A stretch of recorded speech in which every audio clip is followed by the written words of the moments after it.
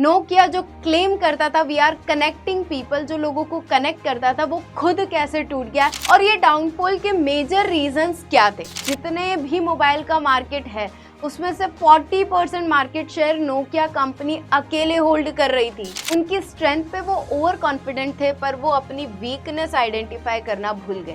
ये पार्टनरशिप भी काम नहीं की, इन्होंने जो फोन बनाए थे वो बिल्कुल भी सक्सेसफुल नहीं हो पाए। हेलो स्टूडेंट्स, आज हम डिस्कस करने वाले हैं नोकिया मोबाइल फोन्स का केस। एक ऐसा केस जो कोई भी नहीं भूल सकता। नोकिया जो क्लेम करता था वी आर कनेक्टिंग पीपल, जो लोगों को कनेक्ट करता था, वो खुद कैसे टूट गया, ये हम जानेंगे आज के इस केस में। क्या गलतियां हो गई थी नोकिया से। सबसे पहले हम ये देख लेते हैं कि पहले नोकिया किस स्टेज पे था। इन 1990s Nokia was synonym for mobile phone. मतलब अगर 1990s की बात करें, अगर आप किसी को भी पूछते कि आपके पास कौन सा फोन है, तो जवाब में यही सुनने को मिलता कि हमारे पास नोकिया का फोन है। It was connecting people beautifully. Connecting people इनका टैगलाइन था, नोकिया कनेक्टिंग पीपल। बाई 2007 1990 से लेकर 2007 तक नोकिया एकदम पीक पे था। ऑलमोस्ट 40% ऑफ मार्केट शेयर, मतलब जितने भी मोबाइल का मार्केट है उसमें से 40% मार्केट शेयर नोकिया कंपनी अकेले होल्ड कर रही थी। It had 40% of market share, great profitability and customer loyalty, क्योंकि सारे कस्टमर्स नोकिया के ही फोन खरीद रहे थे। इसका मतलब नोकिया की मार्केट पोजीशनिंग काफी ज्यादा स्ट्रांग थी। सप्लाई चेन एफिशिएंसी थी, तभी कस्टमर्स इतने थे, मार्केट शेयर इतना था। इनोवेशन इन हार्डवेयर, इनका जो हार्डवेयर था वो काफी अच्छा था फोन का। ठीक है, आपने ऐसा भी सुना होगा लोगों के फोन ऊपर से नीचे गिर जाते थे तो भी वो फोन वर्क करता था। तो इन्होंने अपने हार्डवेयर पे तो काफी अच्छा काम किया था। अब बात करते हैं फिर क्या हुआ। फिर नोकिया का डाउनफॉल शुरू हो गया और ये डाउनफॉल के मेजर रीजंस क्या थे। सबसे पहला रीजन था स्मार्टफोन इवोल्यूशन। यहाँ पे जब नई नई कंपनीज आ रही थी, जब एप्पल ने आईफोन लॉन्च कर दिया, सैमसंग जो है स्मार्ट मोबाइल फोन्स पे स्विच हो गया, तब भी नोकिया ने खुद को अपने ओल्ड फोन्स पे ही बरकरार रखा।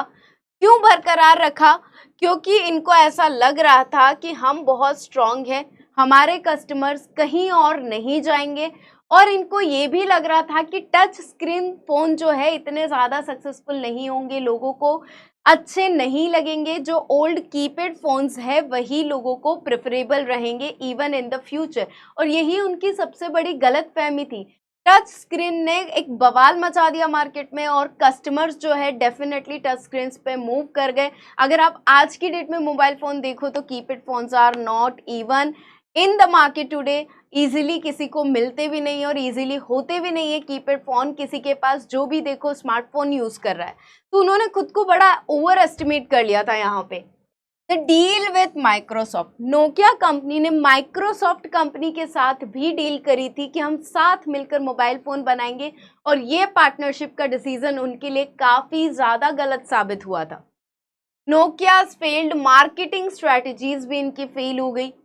Moving too slow with the industry, जहाँ पे इंडस्ट्री मूव कर रही थी एंड्रॉयड फोन्स पे, आईओएस वर्जन्स पे, वहाँ पे नोकिया अभी भी अपने पुराने ओएस वर्जन पे टिका हुआ था। Internal issues in the company, company के मैनेजमेंट में भी काफ़ी इश्यूज चल रहे थे। कोई भी स्ट्रैटेजी इजीली अडेप्ट नहीं हो पा रही थी। इंटरनल कॉन्फ्लिक्ट्स थे, जो भी कंपनी के लीडर्स थे, मैनेजर्स थे, उनके बीच भी काफ़ी ज़्यादा कॉन्फ्लिक्ट्स थे। तो ये कुछ मेजर रीजंस रहे हैं नोकिया के डाउनफॉल के। सबसे बड़ा रीज़न मुझे ये लगता है कि उन्होंने अपनी स्वॉट एनालिसिस अच्छे से नहीं की। उनके पास स्ट्रेंथ थी जिसके ऊपर वो ओवर कॉन्फिडेंट थे, जो कि हमें लाइफ में कभी होना नहीं चाहिए। उनकी स्ट्रेंथ पे वो ओवर कॉन्फिडेंट थे, पर वो अपनी वीकनेस आइडेंटिफाई करना भूल गए कि वो कहाँ वीक पड़ रहे हैं। वो मार्केट अपॉर्चुनिटीज को भूल गए कि मार्केट कहाँ जा रहा है। और वो कॉम्पिटिटर्स को आइडेंटिफाई और कॉम्पिटिटर्स को वी कैन से ओवरव्यू करना भूल गए कि उनके कॉम्पिटिटर्स किस दिशा में बढ़ रहे हैं, वो क्या कर रहे हैं। मतलब ना तो इन्होंने थ्रेट्स देखा, ना अपनी अपॉर्चुनिटीज फाइंड आउट की, और ना ही अपने वीकनेस पे वर्क किया इन्होंने। तो ये एक मेजर रीजन रहा नोकिया के डाउनफॉल का। पेस्टल एनालिसिस की हम बात करते हैं इकोनॉमिक्स में, political factor, economic factor, social factor, technological factor, legal factors. तो पेस्टल एनालिसिस में नोकिया कहाँ पीछे रहा? पेस्टल एनालिसिस में नोकिया ने टेक्नोलॉजिकल फैक्टर्स को कंसिडर नहीं किया। Technological changes were ignored bye Nokia. Nokia ने सबको इग्नोर किया। When Apple launched iPhone, Nokia focused on hardware. Nokia was overconfident even when the market was shifting to Androids and iOS. तो ये कुछ major reasons रहे हैं Nokia के downfall के. Partnership with Microsoft in the year 2011, एक गलत decision Nokia को और ज्यादा डाउनफॉल पे ले गया. वो पहले ही डाउनफॉल में चल रहे थे और ये एक बड़ा गलत डिसीजन उन्होंने लिया. It didn't work due to weak app system. ये पार्टनरशिप भी काम नहीं की. इन्होंने जो फ़ोन बनाए थे वो बिल्कुल भी सक्सेसफुल नहीं हो पाए. तो सही समय पे सही काम नहीं किया गया. Otherwise Nokia would have been a market leader, but आज की डेट में नोकिया हो चुका है कंप्लीटली गायब. तो इससे हमें ये पता चलता है कि राइट टाइम पे राइट डिसीजंस होना ज़रूरी है.